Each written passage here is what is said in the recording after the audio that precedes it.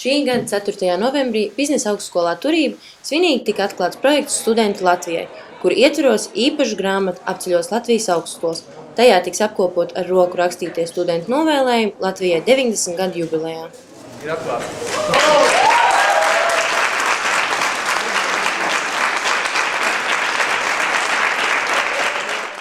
Kā viens no pirmajiem savu novēlējumu ierakstīja Latvijas studentu apvienības prezidents Igors Grigorjevs, bet nākamo ierakstu veids Biznesa augstskola Turība studentu pašpārvaldes prezidents Jānis Dāboliņš. Novembrī grāmatu apceļos gandrīz visas Latvijas augstskolas, un pēc apsveikuma apkopošanas tiks svinīgi pasniegt valsts prezidentam.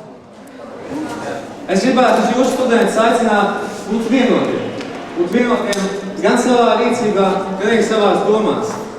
Būt vienotiem tādiem, kā mēs bijām 90 gadus atpakaļ. Pēdējā lieta, ko gribēju teikt, ir fantastiski, kad ir tapis šāds intelektuāls projekts, kurā visi studenti no visām augstskolām Latvijā ieraksies. Tāpēc, ja mēs esam sagatavojuši no koordinātora biroja puses ceļamājumu ne tikai šiem drosmīgiem jauniešiem, kas dosies ceļā, bet arī katrai augstskolai, ko mums ir lūk. Lūk, šī ir tā grāmata, kas man blakus stāv, kur apceļos visas 30 augstskolas un kurā katrs augstskolas students varēs veikt savu ierakstu, savu novēlējumu Latvijai. Es biju arī viens no pirmajiem, kas veica savu ierakstu, un katram, kas veica ierakstu, viņš dabūja savā plānotājā, vai kas viņam tāds svarīgāks, viņš dabūja zīmolu. Gluži kā pasēja, ka tu veic balsojumu. Var uzskatīt, ka Latvijai būs spoža nākotne, jo Latvijai šķiet ir fantastiski studenti.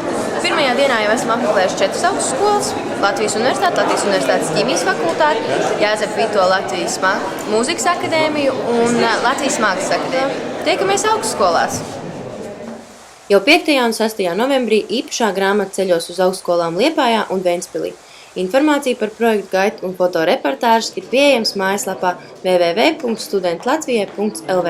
Marta Kaktiņa un Jānis Bērziņš, studentlatvijai.lv.